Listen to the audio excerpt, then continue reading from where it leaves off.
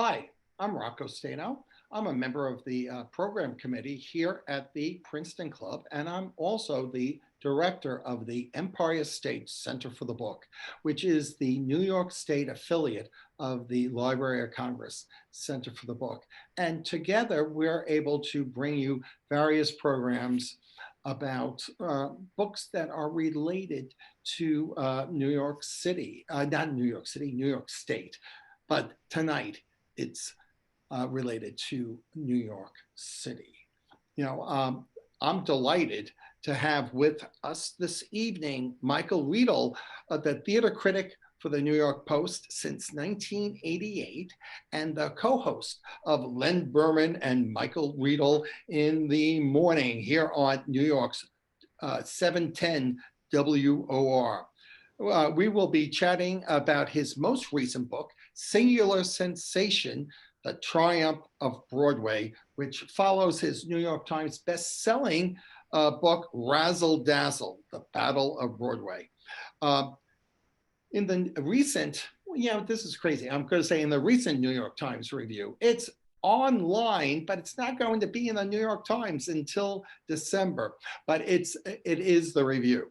In the recent New York Times review for Singular Sensation, Helen Shore of the New York Magazine says, reading it, you'll hear the clink of glassware in the background, and Riedel's top note is dish.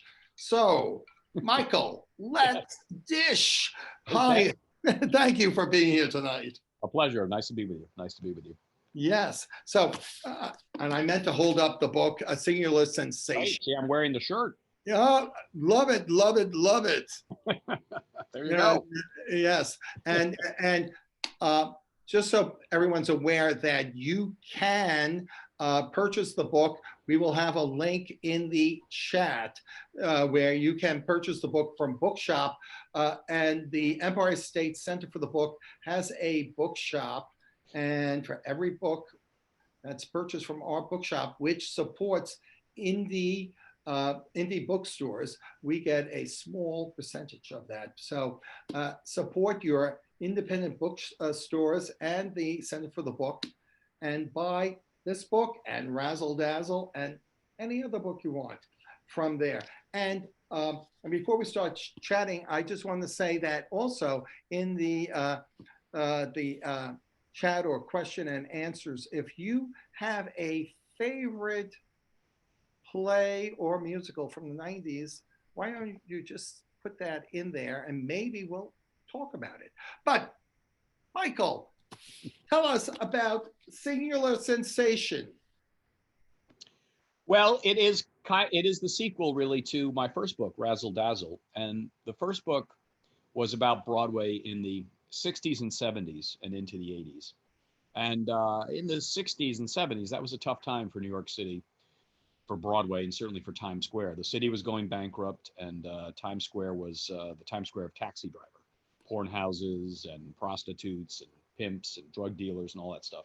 Not a lot of tourism going on back then. And Broadway was in trouble too. And so in the first book, I wrote about the handful of people who stuck by Broadway and kept it going at a perilous time. The Schuberts, who own most of the Broadway theaters, the Nederlanders, who own a number of theaters, and artists like Michael Bennett, who did A Chorus Line and Dreamgirls, which were kind of seminal shows of that era. And I took that book up through into the 80s, covering the Andrew Lloyd Webber and Cameron Mackintosh shows, Cats, Les Miserables, Phantom of the Opera, Miss Saigon. Very, very successful shows.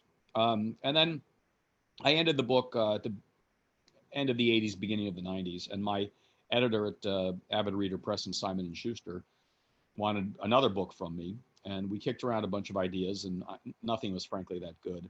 And finally he said, you know what, I'd like the story of Broadway to continue.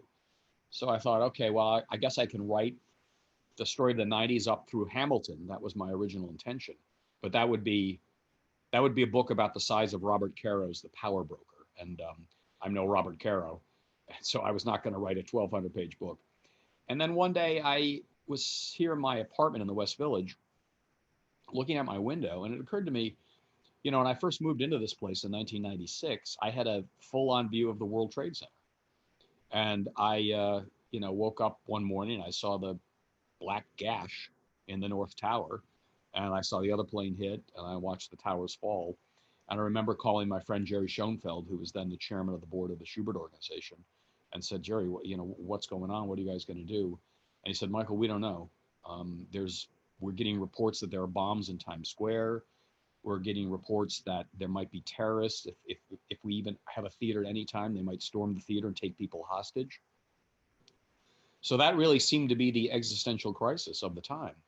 But Rudy Giuliani, when he was sane, Mayor Rudy Giuliani, I interviewed him for this book, Singular Sensation, and he told me the evening of September 11th, he went home to try to get an hour's worth of sleep because he knew he was going to have another horrific day on Wednesday. And he couldn't sleep. He was reading a biography of Winston Churchill, and he just happened onto the section, the bombing of London. And Churchill, he read, insisted that the ballet, the opera, the orchestras, and the theaters remain open as a way to boost morale and also as a way to tell the world that the Germans would not bring London to its knees. And Giuliani thought, I've got to show the world that New York is not going to be brought to its knees. And he thought the best way to tell people that New York is open for business is to light the lights of Broadway. And as I detail in this book, it was an amazing 48 hours that the Broadway people got themselves together, and the lights of Broadway were up, were lit on Thursday, September 13th. The hottest show in town then was Mel Brooks's The Producers, and I went with Mel and his wife Anne Bancroft to the show that night. Maybe the theater's half full, but people came. And I remember Nathan Lane and Matthew Broderick at the end of the show leading everybody in tears through God Bless America. And I thought, that is really the best way for me to end this book. I can tell the story of Broadway in the 90s because you had key shows like Rent and Angels in America, Chicago, The Lion King, and Mel's The Producers that really put Broadway back into the mainstream of American popular culture. Those shows were as well known as any TV show or movie at the time. And then I thought, you have this horrible moment of September 11th, but Broadway rallies and Broadway perseveres. And so that's why I called the book Singular Sensation, The Triumph of Broadway. But of course, I finished the book in February and took myself on a little skiing vacation in Switzerland and Italy. And while I was there, I took a picture of myself by the Matterhorn and texted it to my girlfriend. She said, "Where are you?" And I said, "I'm having a great time in Italy." And she said, "Do you know what's going on? The virus is spiking all over northern India." And to be honest with you, Rocco, I was paying more attention to the primary. Was it going to be Biden or was it going to be Bernie than I was to COVID. And 2 days later, the resort I was in was shut down because of COVID. I got back to New York City, and Broadway was shut down. And we thought it would be shut down for 2 weeks, maybe 4 weeks. And then when I realized this is going to take a lot longer, I called my editor and I said, "I've got this book called Singular Sensation, The Triumph of Broadway. It's already out of date and it hasn't even been published yet." And he said, "Write a foreword to it," which I did, putting everything in the context of COVID. But, you wrote about a time, and the 90s was a big time for Broadway. And that's what the book's about. We can't tack on COVID at the end. Just set the scene for us and then launch into the story you want to tell. So if the book has any value at all, I do hope people who read it will just be reminded of how much fun the theater can be, how colorful the characters on stage and off stage. And at a time when, frankly, we're not going to have Broadway open until 2022, at least in my little book, you can remember some great shows that you may have seen in the 90s. And I give you the story behind all those shows and how they were all created and the fun cast of characters who put them together. Yes, the real people that put the shows together and the ins and outs and the tears and laughs, and which is a lot of fun. And we'll get to that. But before we get to that, your interest in the theater, did you always have that even as a kid? I was in a play in high school. Funny, I grew up in a small town in Geneseo, New York, very, very small town. And when I was in ninth grade, the high school did The Diary of Anne Frank. Now it was the all Christian version of the Diary of Anne Frank, because there was only one Jewish family in my little town, the Levins. They did audition, but they weren't cast. For some reason, the director cast Episcopalians, Catholics, and me, a Presbyterian. So we put on this play, and I had a good time doing it. But what was more interesting to me was I didn't know very much about World War II, to be honest, ninth grade. And the Diary of Anne Frank got me reading about World War II and really got me interested in history. And so I went to Columbia and studied history, and I was either going to be a history professor or a lawyer, not a theater person at all. I had friends who were in the theater department, the Hammerstein Center up there at Columbia, but I didn't see the theater as any kind of career for me at all. I'm not an actor, I wasn't a director. I didn't even know what a producer did back in those days. But one summer I had to get a job so I could pay for the dorm that summer. And I saw an advertisement at the Career Services Center, wanted summer intern for Broadway producer Elizabeth I. McCann, paid $100 a week. So I met Liz, and she's still with us, God love her, one of the most colorful and eccentric people you will meet on the planet. Absolutely hilarious. I remember when I had my interview with her, she said, "Kid, why do you want to be in the theater? Jesus, it's no place to make a living. It's awful. I'm trying to get out of it." But she hired me. And that summer, I went to work on a play she was producing called Les Liaisons Dangereuses with one unknown actor by the name of Alan Rickman. And I had so much fun.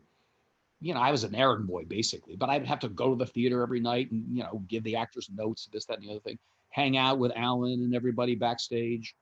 And I got to meet the Schuberts and the Niederlanders because I was always running messages. This was before, even faxing then. I was running messages to their offices. And I just thought, this is such a colorful world. And it would be a shame not to try to find a way to be a part of it. And it just so happened the weekend I graduated, I had a friend who got a job at a little magazine called Theater Week. And he said, "Do you want to be the managing editor?" I mean, I knew nothing about journalism. Okay. I'd never written anything but a history paper. And I knew very little about the theater, really hadn't learned that much about it yet. But, my first day on the job there, Theater Week magazine, I was assigned an interview with this old composer. I didn't know who the guy was. I remember going to him. He had this ratty little office above the Mark Hellinger Theater. And his secretary, she was right out of central casting for New York sectors. Big sunglasses, smoking. "What do you want?" I said, "Well, I'm here to see so-and-so." And I look, and this little guy, he was at the piano, a beaten up upright piano that I noticed had cigarette burns in it because he would smoke cigarillos and put them out on the piano when he was composing. And he was banging away on the piano, and he had a little black and white television set on the floor, and the racetrack was going, OTB, I think it was. And he was on the phone talking to his bookie, placing bets on the horses while he was banging on the piano. And he had these big sunglasses on too. They were all wearing big Hollywood sunglasses back in those days. And he said, "In, kid." Everyone called me kid then. In, set. What do you think of this song?" Played me the song from his new show. I thought, well, seems fine to me. Nice song. I said, "Can I ask you something, sir? Could you play a song maybe you wrote that is famous?" That's what I said. He said, "How's this one for you?" And he played "People, People Who Need People." And it was Julie Stein. And I was with him for 3 hours. And Rocco, he played the entire score to Gypsy for me. Julie Stein, who wrote it, he played it for me. And that was the beginning of my musical and my theater education. And I remember leaving that interview with him, and I thought, if I go to law school, I will never have this much fun again in my life. And so I stuck around in the theater, and I became a columnist and a critic. A great story, a great story. And you mentioned the play Diary of Anne Frank, and that the Jewish family wasn't cast, which now leads me to a story from your book about Guys and Dolls and the revival. And it's a great story, and maybe you could share it with us. Yes. When one of the threads that I follow in the book is the return in the 1990s of American musical comedy, which really sort of begins with Crazy for You, which was a new musical, although it used old Gershwin songs. But it was choreographed by one Susan Stroman, and it was fun. I loved it when I saw it. But the other big show of that time was Jerry Zaks' revival of Guys and Dolls, starring Nathan Lane and Faith Prince. And Jerry and his producer, Michael David, really had a brilliant idea for Guys and Dolls. They thought, first of all, let's not use the word revival. Let's not think of it as an old show from 1950. Let's just imagine that Frank Lesser played this score for us for the first time and we've never heard it before, and that A. Burrow just turned in the script. So let's approach it as if it were brand new. And that meant let's not cast any old-time Broadway stars, because before Guys and Dolls, most of the revivals on Broadway were things maybe like Camelot with Robert Goulet or Zorba the Greek with Anthony Quinn. Kind of a bus and truck sort of a show with a big star in it, but a star whose time had kind of come and gone. Or, God love her, Carol Channing, but, she was in Hello, Dolly all the time back in those days. So they said, we're going to cast relatively unknowns. They found Faith Prince and Nathan Lane, who was somewhat known in the theater world because he gave a brilliant performance in Terrence McNally's The Lisbon Traviata. Nathan came and auditioned for Jerry and all the producers of the show. And he was brilliant. He was absolutely brilliant. And then he left, and Jerry turned to all the producers, and I said, he's great. We want him. And they said, yeah, he's wonderful. But you know what? He's not Jewish. He's not Jewish. Because the part was originally played by Sam Levine. So everybody had in their mind, well, Sam Levine. They called Nathan back again. Funnier this time than he was before. Leaves the room. Jerry says, well, they said, he's great, but he's not Jewish. And Jerry lost it. He said, look, unless he's called on to perform a circumcision on stage, it doesn't matter, okay? So they cast Nathan Lane. I happened to do an event, I think you saw it with Nathan the other night. Nathan was very funny. He was saying, I'll go to Hebrew school if you give me the part, The upshot, and it was a great production. I was there opening night. It was thrilling. And it was the first, I believe it was the first Broadway show where the review made the front page of the New York Times. It wasn't in the art section, it was on the front page of the New York Times. But as Nathan loves to point out, and Frank Rich loved it, and he loved Nathan, but he did have one quibble. He did say that he didn't think Nathan Lane was Jewish enough. That was the one quibble that he had in the review. Oh, yeah, but no, that was... that was a funny story, and there are many stories like that in the book. And you spend a time talking about Andrew Lloyd Webber in your book and Sunset Boulevard, but you're friendly with Andrew Lloyd Webber, right? Yeah, well, I covered him for years. I interviewed him many times and had what I would call a cordial relationship with him. But through a very strange set of circumstances, namely that I was a regular on Don Imus's radio program. And there was this cute blonde English girl who would also come on the program. And one day we were both going on, we were in the green room. And she said, you don't know me, but I know you. I said, oh, well, yeah, that's why I said, I'm Michael Reel. She said, I know. She said, my name is Imogen Lloyd Webber. I'm Andrew Lloyd Webber's daughter. And she said, I was reluctant to meet you because you haven't always been nice to everything my father's done. But Don Imus liked the two of us, and he created a segment for us. Every once a week, we did an entertainment segment. And Imogen and I got to be friends, very good friends, through Don Imus. And then through my friendship with Imogen, I've gotten to know Andrew over the years. But I had to open my book with Sunset Boulevard because that was the last of those big British spectacles that so dominated Broadway in the 80s. And Sunset Boulevard, it was a $14 million show. It was the most expensive show of all time. And it had what all those British shows had. It had huge sets. No expense was spared. And it was big. It was big. It was a little heavy. It was big. Big and heavy, I thought. And for my purposes, it was absolutely riven with scandal backstage. Andrew hired Patti LuPone to open the show in London and New York. And then he decided, well, before we go to New York, I'm going to open it in LA. So I'm going to hire Glenn Close to open the show first in America in Los Angeles.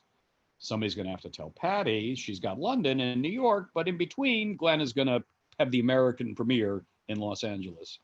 And I did track down the man whose job it was to call Patty and let her know that Glenn was going to originate the role in America. And I said to, his name is Edgar Doby. He was the head of Andrew's company in America back then. I said, do you remember Patty LuPone's reaction? Because I'm sure you all know, Patty does not hold back. And Edgar said, how could I ever forget it? I called her up and I said, Patty, I want you to know, she hadn't even gone to London yet to begin rehearsals. She said, we want you to know, you've got the deal for London, you've got the deal for New York, but the American premiere of Sunset Boulevard is going to be in Los Angeles, and Glenn Close is going to play Norma Desmond. And there was a pause, and Patty said, Glenn Close, she brays like a donkey, and her nickname is George Washington, because if you look at her in profile, her nose meets her chin. Now, I had to call Patty and run that quote by her, and she was not happy. And she and I have been friendly over the years. And she was, oh my God, she was carrying on. She was carrying on. I said, all right, let me call Edgar Doby again, and I'll double check it with him, and I'll get back to you. And I called Edgar, and he said, Michael, could I come up with a line like that? So I called Patty, and she was going on. And then so there was a pause, and she said, well, you know, the fact is, her nickname was George Washington. That's what we all called her in Hollywood. So I probably said it. She let it go. But that show was fascinating because then, so Patty comes to London already angry. She and Andrew do not get along. Sunset Boulevard gets mediocre reviews, and the killer review is Frank Rich, and he said Patty LuPone is miscast. And Andrew Lloyd Webber fired Patty from the show, would not allow her to come to Broadway, even though she had a contract to come to Broadway. And Patty told me this story herself. I remember interviewing her in her dressing room before War Paint, the musical she was in, when I spoke to her. And she said when she found out she was in her dressing room at the Adelphi Theater, I said, well, how'd you react? She said, let me tell you this, lamps were thrown. So she was throwing furniture and things around. And she left. She did not do the show that night, and she disappeared to a little inn in the countryside of England, but she made a key decision. She knew if she quit the show, she'd get nothing. But if she fulfilled her contract for London, they would have to honor the contract for New York. And at the end of the day, she sued Andrew Lloyd Webber, and she got a settlement of $1.5 million, which she used to build a pool in her house in Connecticut, which she always called the Andrew Lloyd Webber Memorial Pool. So you got this eruption of Patty and Andrew, one of the great feuds of all time. And then Glenn leaves the LA production to come to New York, and they hire Faye Dunaway. Then Andrew fires Faye Dunaway. So a friend of mine, an agent out there, I tracked him down because he was Faye's agent at the time. And he said, I was on a conference call with Faye and Patty. She called him Patty, and she said, what should I do? And Patty said, do what I do, sue the mother effer. And so Faye Dunaway sued him. So Andrew Lloyd Webber has these two. I mean, you do not want to tangle with Patty LuPone and Faye Dunaway. These are tough divas. And then, of course, he has to pay more money out to Faye Dunaway. And then the show opens in New York with Glenn Close, and Glenn gets all the raves and the Tony Awards, and everything's fine. Then Glenn takes a 2-week vacation, and her understudy goes on for 2 weeks. But people in Andrew's company, I don't believe it was Andrew, but people in his company decided, you know what? It's not going to look good if when Glenn's away, the grosses dip, because it means that nobody wants to see the show without Glenn. So they lied to Variety, and they made it look like with the understudy, there was no change in the sold out nature of the show. And my friend Jeremy Gerard of Variety, he got hold of the real grosses, and he blew the lid off that story. So now this is another scandal for Andrew. And then on top of that, he gets a letter written by Glenn Close that was conveniently leaked to all of us in the press. I'm furious. I'm beside myself. How dare you make it seem that this show is just as good without me, what I've done for you. I mean, what's yet another diva comes down on Andrew. And I thought, I can't resist writing about that because that's the kind of juicy gossip you love. But at the end of the day, Sunset was a good show, I think. It has a wonderful score by Andrew, but it was too heavy, and it just was not that popular, and it imploded on itself. And all of the shows, he opened a lot of them in London and LA and New York and Australia, and there was one in Germany, and they all started losing money, and he pulled the plug on them all. And they all just completely collapsed without returning their investment. And Sunset Boulevard, it did win the Tony Award in 1995 because its only competitor that year was Smokey Joe's Cafe, which was a review of the songs of Lieber and Stoller. So there was no original musical but Sunset Boulevard. That was 95. The next year, as Sunset is falling apart, and as the curtain is coming down on that British era, the next show that wins the Tony Award in 1996, and the award was presented by Andrew Lloyd Webber posthumously to Jonathan Larson, who wrote Rent. And I realized as I was mapping the book, that's a change. That's a key change in the 90s on Broadway, because the British are gone now, and Rent it's young, it's contemporary, it has a rock score and an early kind of hip hop score. It's about young people. It's not set, in a fantasy world like Cats is. It's not set in the past, the 19th century Paris Opera House. It's set right here and right now, and it's young, and it's American. And Rent really launched the return of the Americans to Broadway and influenced every songwriter I know working today, from Lin-Manuel Miranda, who saw Rent 30 times, to Bobby Lopez, who wrote Book of Mormon and Avenue Q, who saw it 25 times, to Tom Kitt and Brian Yorkey, who won the Pulitzer for Next to Normal. They are all in the theater today because they saw Rent as kids. So it had a profound impact on the American theater. Right, and the tragedy is that Jonathan Larson died right before the opening, right? I really wanted to understand him well. So I interviewed his father and his sister. I never met him. I didn't know him. And I interviewed a lot of his friends. And one of the things that's kind of lost in the story of Rent, the kind of myth of Rent is that Jonathan Larson was young, came out of nowhere, had this amazing show, and dropped dead the night of the dress rehearsal, so never saw it. In fact, Jonathan Larson had been knocking around New York for a long time.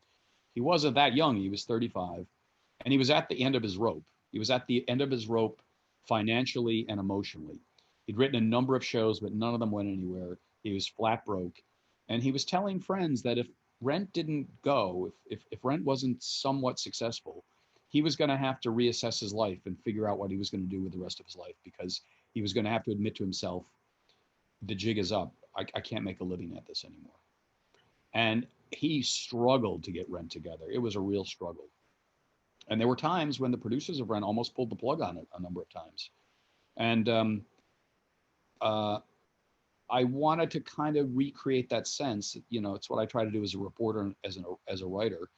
We know Rent is going to be a hit, but the people who were in Rent at the time did not know. You don't know if you have a hit. You really don't know. So when I interview people, I say, take me back. I don't tell me, don't project ahead. We know what's going to happen, but what was it like that first time you read the script?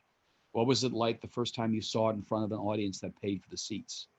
And as I say, Rent was little rocky backstage. And the New York Theater Workshop, which produced it off Broadway, almost dumped it. They almost pulled it from their slot because they did not like Jonathan's rewrites.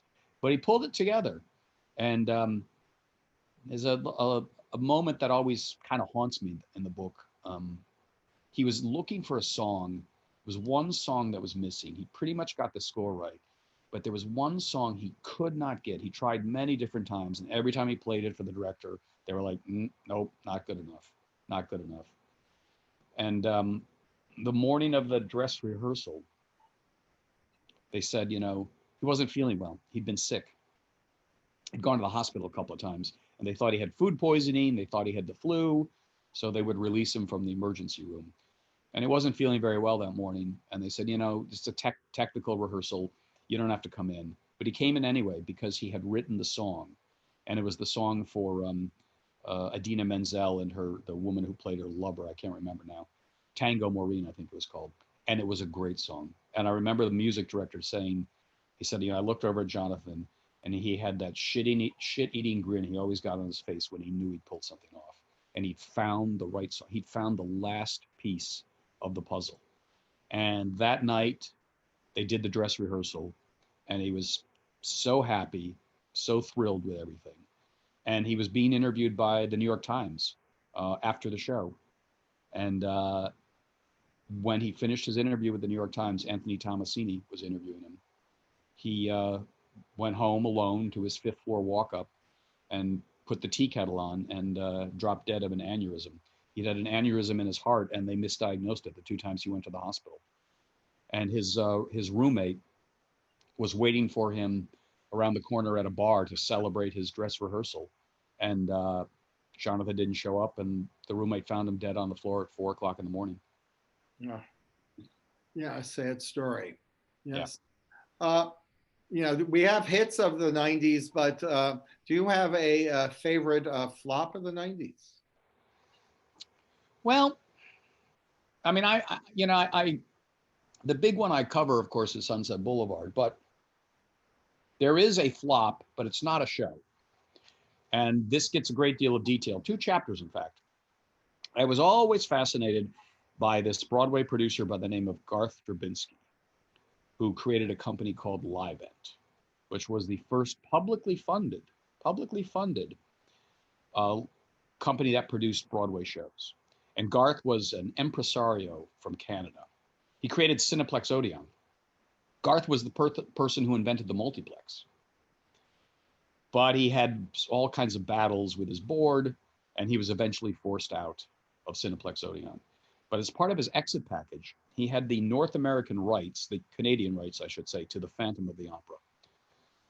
So he opens the Phantom in Toronto, a production which I saw as spectacular as the Hal Prince one here in New York.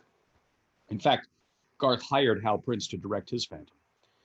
And from the success of Phantom, Garth built this empire called Livent, this company. And they produced Showboat, wonderful revival of Showboat. They produced Candide. They produced Kiss of the Spider Woman. And they produced Ragtime, which was a big show. And Garth was kind of a bully, very aggressive, little unpleasant. I found him to be a little unpleasant whenever I interviewed him. Full of himself, incredibly arrogant, no sense of humor. And he was not afraid to spend money. And some people on Broadway, and I was one of them, but I was learning this mainly from the old hands, the Schuberts, the Niederlanders, who understand how you finance a Broadway show. And they kept saying to me, this whole thing does not make sense. He's spending so much money on the productions. He's paying huge amounts of money for the actors. He paid Elaine Stritch. She was in Showboat. She had one song. Why do I love you? Why do you love me? She sang it to a baby, right? Why do I love you? Why do you love me? I remember Stephen Sondheim saying, I don't know if she's going to sing to that baby or eat it. But she had one song, and Garth paid her $25,000 a week. A week. She's playing Parthy. It's not a big part. $25,000 a week. And he was spending enormous sums of money on advertising. Back in those days, Rocco, if you had a Broadway show, you'd take maybe a full page ad in the New York Times for your show on Sunday, and that was about a $200,000 ad. Garth would take 4 pages for his shows. And the smart people on Broadway, they couldn't figure out. He just keeps going to Wall Street. It keeps raising more and more money, keeps getting more and more money. And I remember I would say, Garth, people have some doubts about your company, how sound it is. Maybe you're over expanding. And he would bang the table and yell at me. And I'm in the public company. It's all open, this, that, and the other thing. And then he opened Ragtime, which was a very expensive show. And he had the misfortune of opening it up against The Lion King, Julie Taymor's magnificent production for Disney. And I went to the Tonys that year, and it was The Lion King versus Ragtime. And you just got a sense, my gut was telling me, Garth needs the Tony for Ragtime to really make this show a big hit. And The Lion King got the Tony Award for Best Musical. And I wrote a column, right there at the night watching the Tonys. I said, Garth Drabinsky's company is going to be in trouble because without the Tony Award, Ragtime is not going to be the big hit it needs to be. And within a year, Garth, his company was taken over by Mike Ovitz and Roy Furman. And as they began to look into the way the company was structured, they discovered literally 2 sets of books. Garth Drabinsky and his business partner, Myron Gottlieb, they kept one set of books that they showed to investors and they showed to the regulators. And that set of books showed every show was making a fortune. There was a huge amounts of money coming in. But then there was a secret set of books. And that set of books showed an ever widening sea of red ink. And at the end of the day, Garth Drabinsky and Myron Gottlieb went to jail in Canada for fraud and forgery. So I would think Garth Drabinsky and the rise and fall of his company Livent was certainly the biggest flop of the 1990s. Right. You mentioned Elaine Stritch, so two things. One, I want to paraphrase Elaine Stritch and her famous line, "Does anyone still wear a hat?" And you're on. And so my question is, does anyone still listen to radio? Well, you'd be surprised. I having covered theater for so long. When I was offered the job co-hosting the morning show on WOR with Len Berman, I thought, well, it's time for my second act. And to be honest with you, I was getting a little worried about the future of the newspaper business. And also, I remember I was a scrappy young reporter, but when I took this job 2.5 years ago, I remember looking around the features newsroom where I worked, and I thought, I'm no longer the scrappy young reporter. I'm the old man of the department. Everyone is 10 years younger than I am. So I thought, well, I'll take this job on the radio. And as it turns out, yes, people do listen to the radio. In fact, we have done better in our ratings during the pandemic than before, because our listeners are a lot of commuters, people driving to the city to listen to talk radio.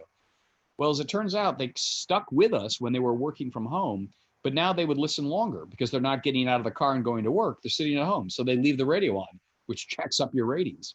So yeah, there's definitely, I guess, I hope, because I plan to be doing this for a while.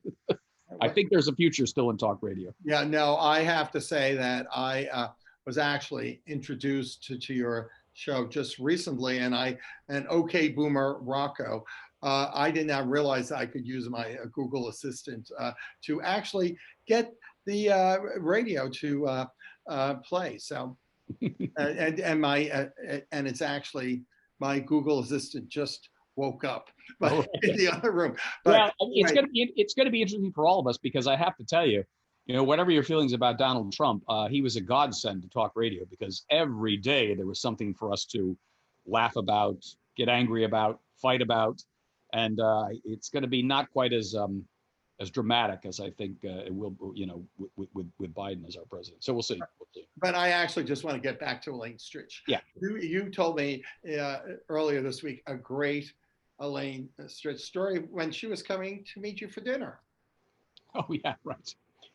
Elaine and I got to be pretty good friends with Elaine, and I invited her to dinner down here, right across the street. There's a wonderful restaurant called Perry Street, across the street from me here down in the West Village. And I said, Elaine, I remember it was a beautiful June day, and I said, you got any dinner plans? Nope. My dance card is free. I said, well, I'll take you out to dinner. Let's go to Perry Street. It's a great restaurant.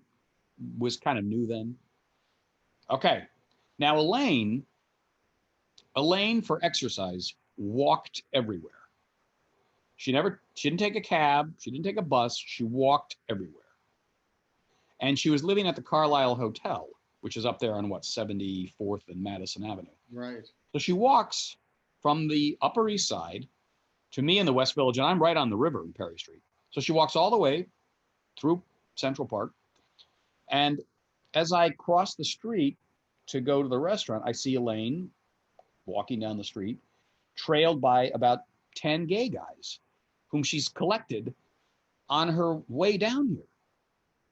They're clearly theater fans, and there's Elaine Stritch. And she's talking to them, telling them stories. Well, there was a time at the time, Steve Sondheim told me that I drank too much, and then he fell into the soup. She was going this, and these guys, it was a train of 10 gay guys who are just completely in awe of Elaine Stritch.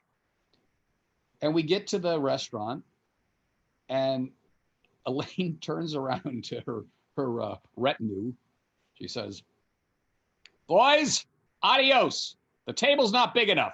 And that was it. Love it. Love it. I just want to remind people to actually put questions in the Q&A and your favorite show of the 90s, and we will get to those in a moment. And photos in the book.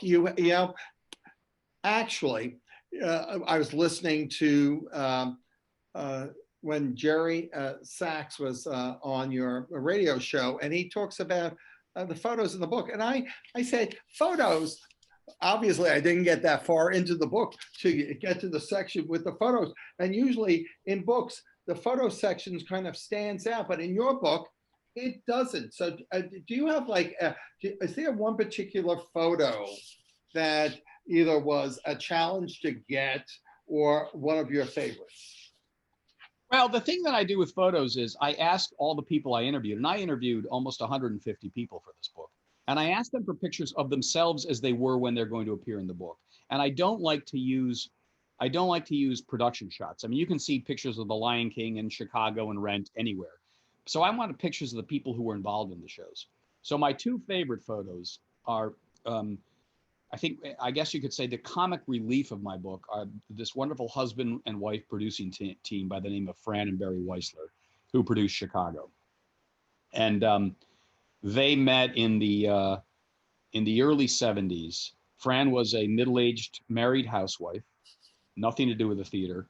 And Barry, who was younger than Fran was schlepping around this little tiny Shakespeare company he had playing high schools.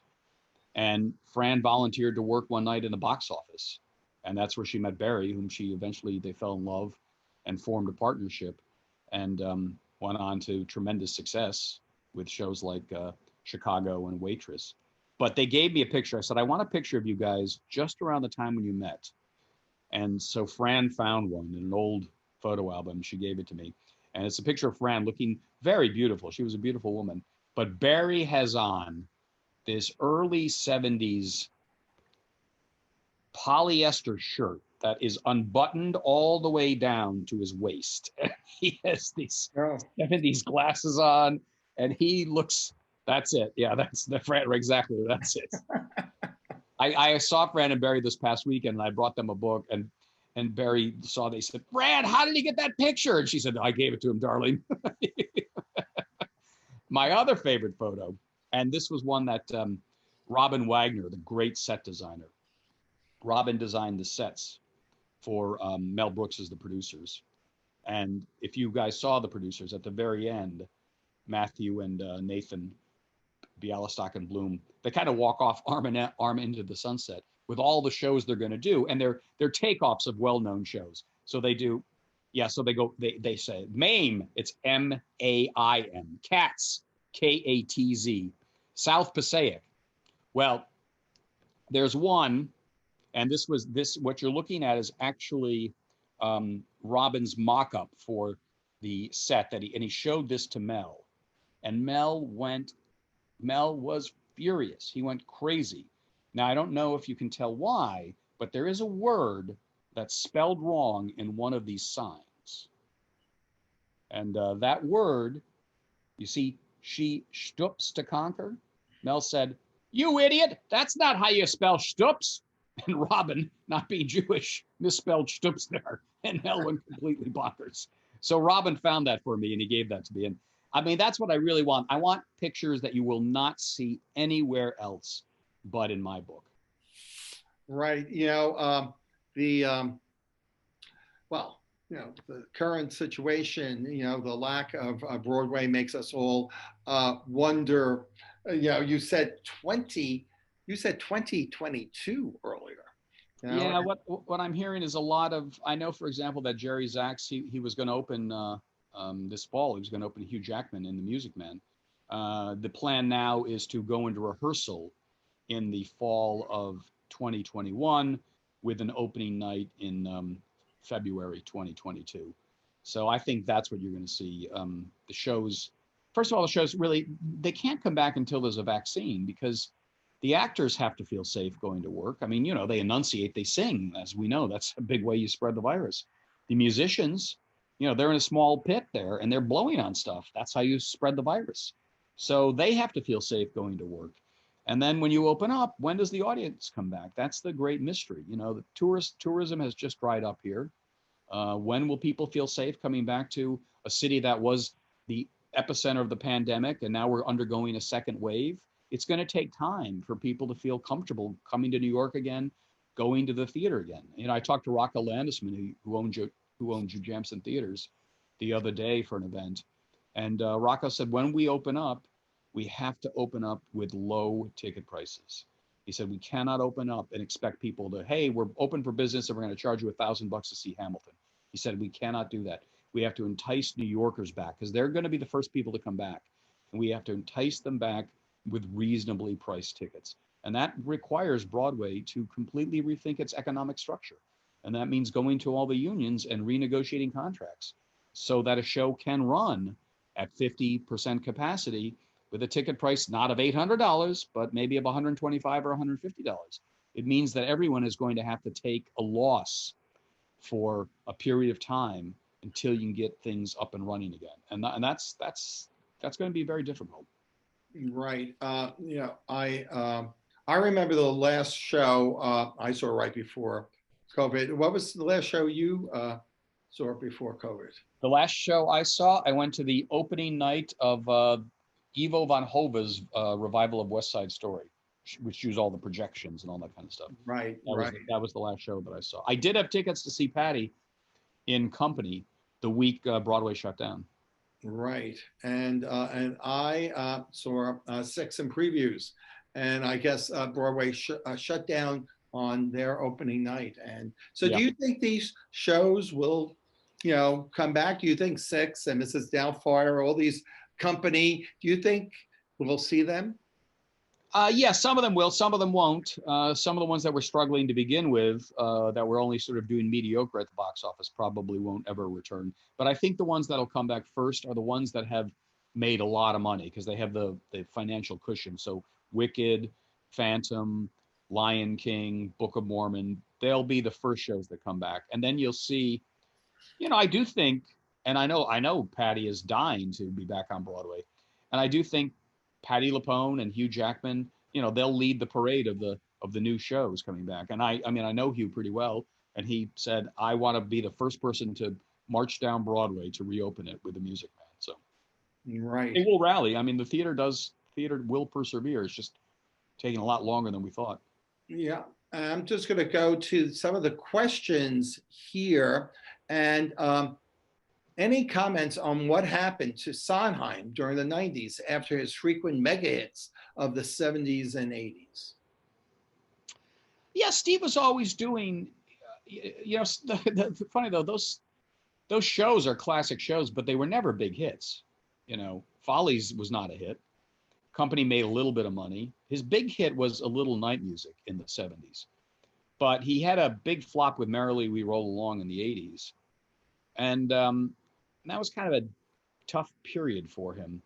He did a show called Passion, which I remember not liking at all in the 90s because it was very weird with Donna Murphy playing this ugly woman who falls in love with a beautiful man. But it was a very odd show. Although looking back on it, I've listened to the score many times now, and it does have a beautiful score. Into the Woods was a hit for Steve in the late 80s, but he was not, I was trying to look for a way to get him into my book here, but he was not that active in the 90s. He did a musical called Assassins, which was a strange show off Broadway. But he just was not that active. He only appears in the book because he was a mentor to Jonathan Larson. And he gave Jonathan Larson very, very good advice. And it was interesting when I contacted Steve for the book. I wanted to talk to him about Jonathan Larson, and Steve said, I think I have some letters, an exchange of letters we had. If I can find the letters, would they be helpful? And I said, yeah, I'd love it. As a historian, you love that kind of stuff. That's the primary source. But it turned out he'd had a fire in his townhouse in the 90s, and those letters happened to be in the room where the fire started, so they're lost forever. Right. Speaking of Stephen Sondheim, the Center for the Book has one of our programs is the New York State Writers Hall of Fame, and we use the word writer to encompass all types of writing. And so over the past 10 years, we've inducted lyricists, and Stephen Sondheim has been inducted, and Ira Gershwin. Oh, So, do you have a recommendation for someone you think, a lyricist, that should be inducted into the Hall of Fame? well, many, but I mean, one of my favorite lyricists, and he only wrote a couple of Broadway shows. He's much more famous for his Hollywood writing, but I love the lyrics of Sammy Cahn, and he wrote some great songs with Julie Stein and Jimmy Van Heusen, and he wrote a lot of the Sinatra songs. And he has a lyric. It may be just about my favorite lyric of all time, and it's the title of his song, "Guess I'll Hang My Tears Out to Dry." And I know his widow pretty well, Tita. And I said, how does, just trying to understand. I didn't know Sammy. He died in the early 90s, so I never met him. But I always wondered the way these minds work, that phrase, "Guess I'll hang my tears out to dry." I mean, that's such a beautiful, poignant phrase. And I said, Tita, did Sammy ever tell you how he came up with that line? And she said, you have to remember, he grew up a poor Jewish kid on the Lower East Side. And every day he saw the women hanging the laundry to dry on the strings across the tenement buildings. So that's where the image, "Guess I'll hang my tears out to dry," comes from his childhood memories of the laundry hanging out in the tenement buildings. So yeah, my nomination would be Sammy Cahn. Great New Yorker, by the way. Sammy Cahn, Sammy was hilarious. Sammy was born here in New York he grew up on Cannon Street. There's not much left of Cannon Street now, because when they built the Williamsburg Bridge, they basically obliterated most of Cannon Street. I found a little patch left. Sammy ended his days at his Beverly Hills mansion on North Cannon Drive in Beverly Hills. And he said, I went from Cannon Street to Cannon Drive, and that's my life. Terrific. Yeah. We have a question. It says, and it's one of my favorite shows of the 90s, and you talk about it. And this person says, can you talk about Titanic? Yeah, I love Titanic. And I wanted to get that show in because not too many people remember Titanic, but it's a wonderful show by Maury Yeston and Peter Stone. And I was trying to figure out a way to mention Titanic, because it doesn't, when you think of the 90s, it doesn't jump out at you. Chicago, Lion King, Producers, Rent, those shows jump out at you. Not really Titanic. But what had occurred to me was a very important personality in my book in the 90s, very important for the promotion of Broadway, was Rosie O'Donnell. Because if you remember, she had this enormously popular daytime talk show that was seen by 8 million people every morning. And Rosie loved theater, loved it. And she would go to the theater every night. And then on her talk show, she'd hold up the playbill. She'd talk about the show. And she would then have the cast on. They'd perform a number. She really was to Broadway in the 90s what Ed Sullivan was to Broadway in the 50s and the 60s. She was its #1 booster. And I remembered Titanic was a show that had a lot of problems in previews, and I wrote about those problems in the book. I mean, the funniest problem was I went to the first preview of Titanic, and it went on for 4 hours, and I was sitting next to the comedian and writer Bruce Valanche, and at the very end of the show, the ship wouldn't sink.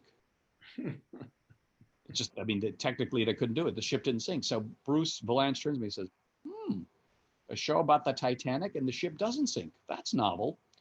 And there was so many problems with Titanic. And I remembered covering all these problems, and we were making jokes, they sing, they dance, they drown, there were jokes all the time in the papers about it. And the previews were a nightmare. And then I went to the opening night, and I, like everyone else at that opening night, went very skeptically because of all the things we'd heard about the problems with the show. And I sat next to Peter Stone, who wrote it, and his date was Lauren Bacall. And the show was sensational. I mean, at the end, people were in tears. I remember Betty Bacall wiping away tears. And everybody was stunned at how good it was, because we'd heard nothing about how terrible it is. And it was great. And we all loved it. And then the reviews came out, and the critics didn't love it. Mixed reviews. I think Ben Brantley's review in the Times says, well, it doesn't sink. That was his review. pretty much it.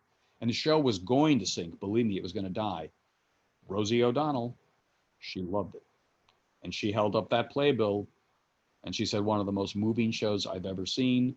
And then she had the cast of Titanic on singing that beautiful opening number. And the show became a hit because of her championship of the show.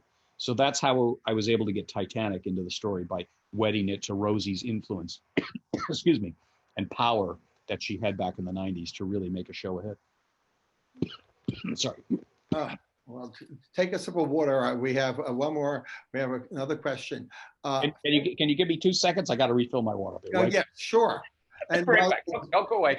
Yeah, no, and I'll talk while you're talking. So we have the it's Singular Sensation, but also Razzle Dazzle, and I know that we were going to mention that in case you didn't hear, Tina Fey is going to be doing a special on NBC in December to raise funds for all the theater workers here on Broadway who have been out of work all these months. And I think it is either December 10th or December 15th.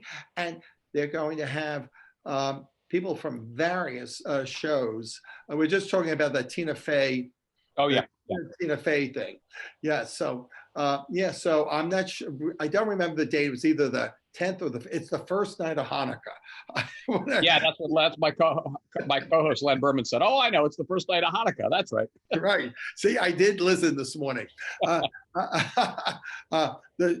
Doubt with Cherry Jones. Do you know? Well, yeah. It was a wonderful play, but it was not in the 90s, so it's not in the book, unfortunately. Okay. It was in the 2000s, but it was a great play. The plays I do cover in the book, because I don't want people to think this book is only about musicals, because plays were important. You know, the key play of the 90s was Angels in America. I mean, that was a play where that just leapt off the theater pages, and every, intellectual magazine in the country was discussing Angels in America. That was a seminal work, and I tell that story too in the book. And then the other person who, to be honest with you, I cheated a little bit here because I really wanted to get him in because I knew him well and I really, really liked him and admired him, was Edward Albee. And Edward, of course, Who is Afraid of Virginia Woolf and A Delicate Balance and the Zoo Story. Edward I met when I was in college. He taught a class at college and we got to be kind of friendly. But he was a forgotten man back then. He'd had nothing but a series of flops on Broadway. And his last Broadway play was called The Man Who Had Three Arms in the early 80s.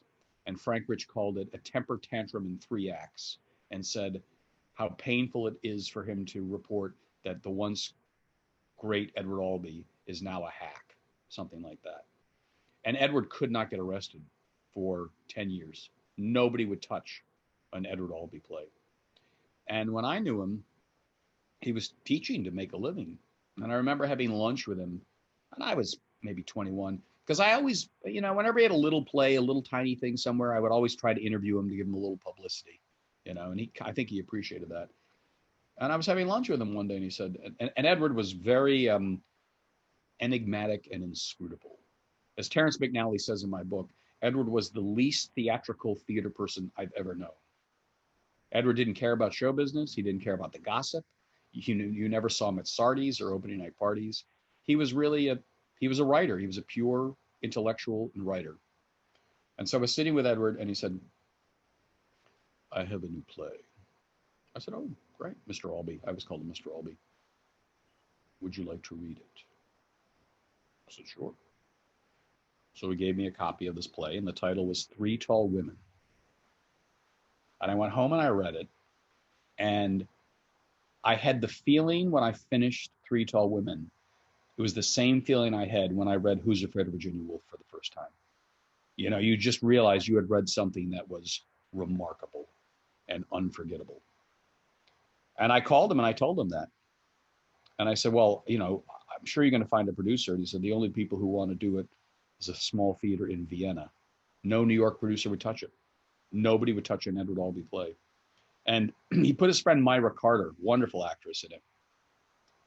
And Myra went to Vienna and did the play. And then the play got picked up by a little tiny theater in Westchester. And I talked to Jordan Baker. She was the youngest member of the cast. It was Myra Carter and the wonderful Marion Seldes and Jordan Baker playing A, B, and C in the play, Three Tall Women. And Jordan told me this great story. Myra Carter, who was, she was a tough broad. She was definitely cut from the same cloth as Elaine Stritch. And Myra was saying, this play's not going anywhere. Edward Albee, he's out of vogue. He's out of vogue. Nobody cares about Edward Albee. He's out of vogue. So then they go for the first table reading of the play up there in Westchester. And Edward has refined the play and made it better. And they finish the play.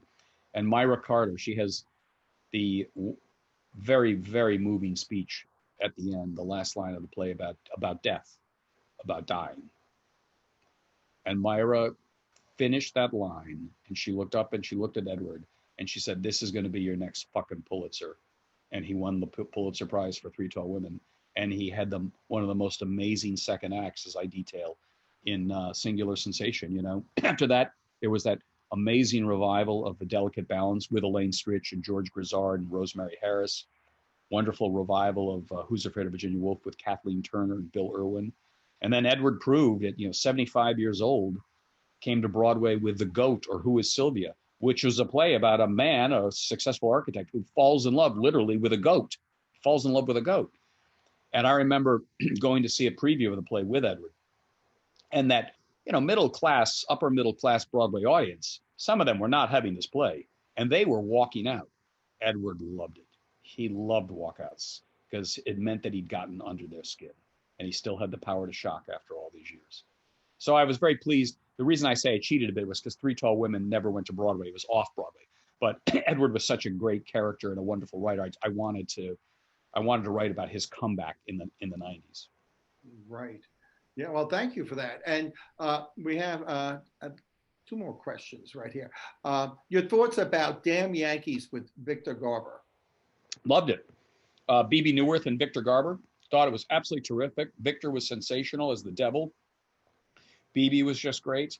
Great show, one of my favorite musicals of all time. I think Jack O'Brien directed it. And it had a good run. Jerry Lewis went into it at one point, if I'm not mistaken. But I remember absolutely, it was as fresh a musical as if it had been written just yesterday, not a 1950s musical. And I do remember, the Tony Awards were fun back in those days. This is the early 90s. The Tony Awards were great fun because they didn't become such a big circus as the way they did in the 90s with Rosie at Radio City Music Hall. The Tonys were still, in the early 90s, a kind of very informal community award, if you will. And they used to be done in theaters. And I remember the press room. I think Damn Yankees was 1992, if I'm not mistaken. And the press room was this French restaurant across the street from the theater called Les Pyrénées. I'm sure it doesn't exist anymore. And the press room was basically, the 15 of us who covered theater sitting in the bar. And the actors would come in after they won their award or presentation, and they'd go to the bar and they'd give you an interview. And I remember B. Arthur and Angela Lansbury, I think, were presenters that year, if I'm not mistaken. And I was a little kid reporter. I mean, it was all of 23, 24. And I'm sitting there at the bar watching the show on the TV set. And all of a sudden, these two incredibly glamorous women, Angela Lansbury and B. Arthur, come in because they've done their little bit. And so they sit next to me at the bar. I felt like, Patrick Dennis and Auntie Mame.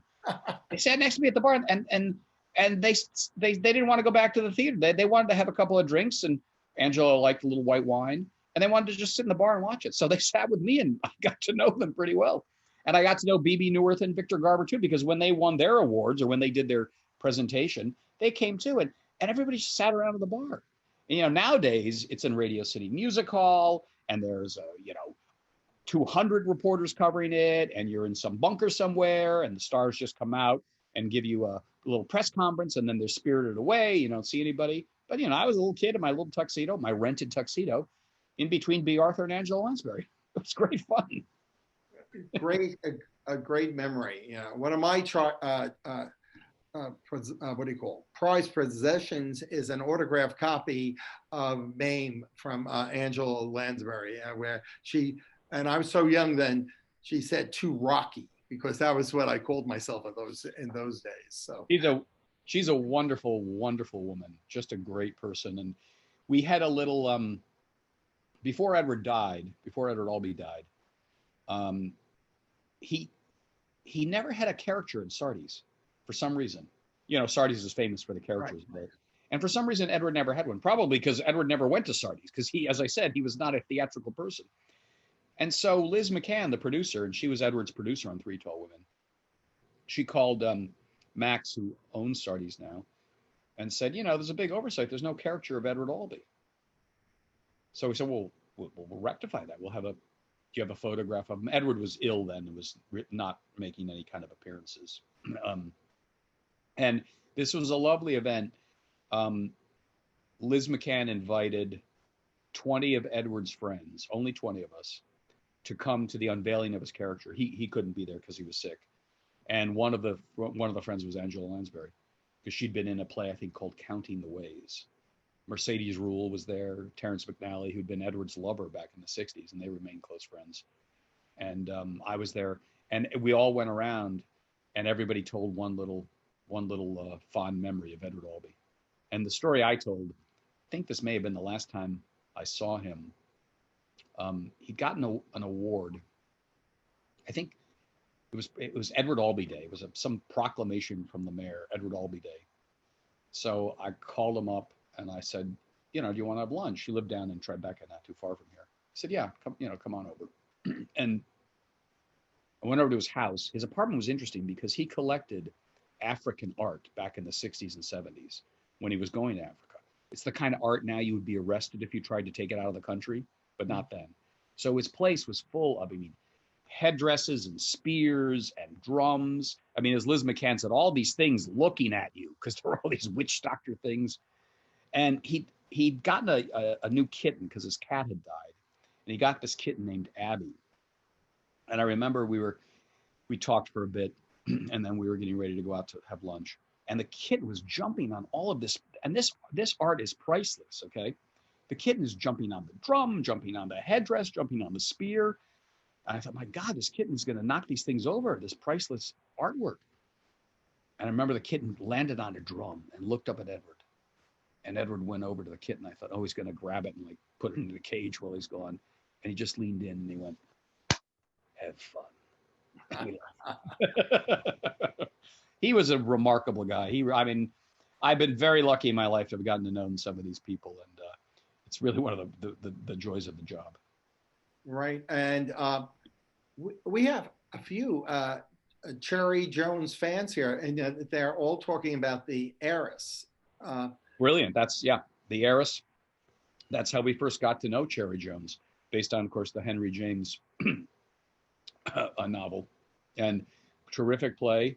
I think Phil Bosco, if I'm not mistaken, was in it with Cherry Jones. And again, that was one of those performances where you thought, wow, I've seen a great actress. And Cherry Jones has never disappointed me in any performance of hers that I've ever seen. I think Lincoln Center did the Heiress, if I'm not mistaken.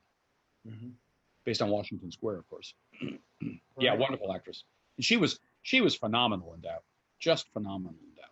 And by the way, one of the nicest people on the planet. I once did I emceed the Clive Barnes Awards, and it's an award given every year in the honor of the late critic Clive Barnes, and it's given to an actor and a dancer, because Clive was an actor, because Clive was a theater critic and a dance critic. And I remember Cherry gave the award the first year we did it. She presented the award to the actor, and in her speech, she said, you know, there are really only 3 things you need to do in the theater. She said, be prepared, be prompt, and be polite. I thought, that's a classy lady. Right. Back to Nathan Lane. And so this person says it was the first play he ever saw, first Broadway show at the Forum.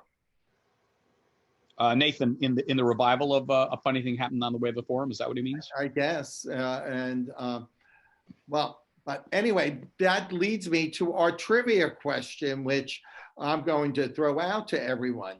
Okay. So Yeah, Nathan Lane, as we know, played Nathan Detroit. Can anybody out there name another actor, male or female, who played a character that had the same name as them? So if you know that answer, put it in Now, the. is Uh, is this restricted just to the theater, or because I can think of a couple of TV people? oh, okay. Well, go ahead. Tell us. Well, Bob Newhart is Bob Hartley in the Bob Newhart. Okay. Yes. Andy Griffith, No, okay. Yeah. Okay. Lucille Ball. Very good. But now Broadway. Okay. Uh, the Lynn Redgrave in The Master Builder. The person says, not a great production, right? I remember people walking out. I don't have a big memory of Lynn Redgrave in The Master Builder. What I do remember Lynn Redgrave in, and she was fantastic, was Shakespeare for My Father, which was a play she wrote about her father, the great actor Michael Redgrave. And Mhm. that was a great evening in the theater. But The Right. Master Builder, I don't remember that. Right. So this one is about the economics, the new economics of Broadway. Uh, and so the question is, okay, what kind of show do you think will be economically viable post-COVID? I think it's going to be a play. I hope it's a new play, but maybe a revival of a great play. Small play, small cast, because it won't cost that much money. And I think because Broadway has been chasing tourism for so long, Broadway got rich in the 90s and the 2000s on the tourist dollar. And that meant, if you're pursuing the tourists, you're going to give them things like jukebox musicals. You're going to give them musicals based on movies, titles that they may know. Some of these things are good. I mean, I'm not a snob about this stuff. I think Jersey Boys is a terrific show, but kind of had my fill of the jukebox musicals there for a bit. And again, if the musical based on the movie is something like Hairspray, great. Hairspray was a terrific show, but we also saw a lot of dud musicals that were based on movies. So my hope is that Broadway comes back more adventurous, a little more experimental, because you're going to have to entice New Yorkers back, and New Yorkers are not going to go see the tourist stuff. They want to see something brand new. It's my hope that when Broadway comes back, you find the new Edward Albee, or we find an actress, the new Cherry Jones, something like that. Right. Michael, your morning show is from 6 to 10. So we don't want to keep you up too late here because what time do you get up for the? Well, you're doing it from home now, so. Yeah, well, yeah. When I first started, that was rough because I spent my life in the theater. So I went to the theater every night, and I would, go out with friends afterwards. So I never went to bed till 2 in the morning, and I never got up till 10 or 11. I mean, it was theater hours. But now, when I first took on the show, fortunately my studio is in Tribeca, so I can ride my bike. It's a 10-minute bike ride down there. But I would get up at 4:30 in the morning. I mean, there were times, Rocco, when I was going to bed at 4:30 in the morning. Now I was getting up at 4:30 in the morning. But since I've been doing it from home, I get up about 5:30, and I have a great co-host. I mean, I'm sure many of you know Len Berman. He was a sportscaster at NBC for years, and he's a great guy. And we're kind of thrown from opposite professions. Len is not a big Broadway guy, although he grew up in New York, and it's funny you should say the first show he ever saw, and his favorite show to this date, is Damn Yankees. He saw it as a kid and he still loves it. But Len is from sports, and I'm not a big sports guy, to be honest with you. And I'm from the theater, but somehow it kind of works, and we have fun, try to make each other laugh, and we cover everything: politics, sports, entertainment, local news, everything. And congratulations! It came out last week, and it's in its second printing. So a great holiday gift for all you for the people on your list that are Broadway geeks. It's Singular Sensation, and then if you really like the person, you can buy Razzle Dazzle and Singular Sensation, and you could give them a two-book gift this Christmas. So we have the link in the chat. You will be getting an email following tonight's, maybe in a day or so, that will have the links. and it will have some other information about Michael and his books. And so, Michael, is there anything you'd like to leave us with? Well, I mean, I would like to end on a hopeful note because I have been a bit depressed about what's going on with Broadway. You know, one of the things people I don't think about, I don't think they realize. Yes, you know, Nathan Lane and Hugh Jackman and Patti LuPone and the successful producers, they will be fine. They've made plenty of money. But, you know, Broadway employs 90,000 people. And a lot of those people are making middle class livings, you know, stagehands who are putting kids to college, the ushers, people who clean the theater, to say nothing of all the waiters and the bartenders and the restaurant owners who have lived off the theater all these years. So it's a tough time for a lot of people. A lot of my friends who, you know, are working actors, the kids in the chorus, some of them have had to leave New York because they've gone back to live with their parents. You know, I know a few kids who they had their first Broadway job this year. They were so excited, and that's gone now, and they can't afford to stay in the city, so they've left. But I do believe that theater has been with us since since cavemen had to act out where the mastodon was. They had to kill that that day. So there's always going to be there's acting. There's always going to be theater. There's always going to be great plays and great musicals. And I know it's going to come back. It's going to come back in a different form, and it's going to take some time. But what I've learned writing about these two books about Broadway is every time you think Broadway's down and out, the depression hits, you think that's it. Broadway manages to get through the depression. The city falls apart and goes bankrupt in the 70s, yet Broadway perseveres and comes back. Broadway had its own pandemic in the 80s, and that was AIDS. AIDS killed a lot of people in the theater. So Broadway knows what it's like to live with a pandemic.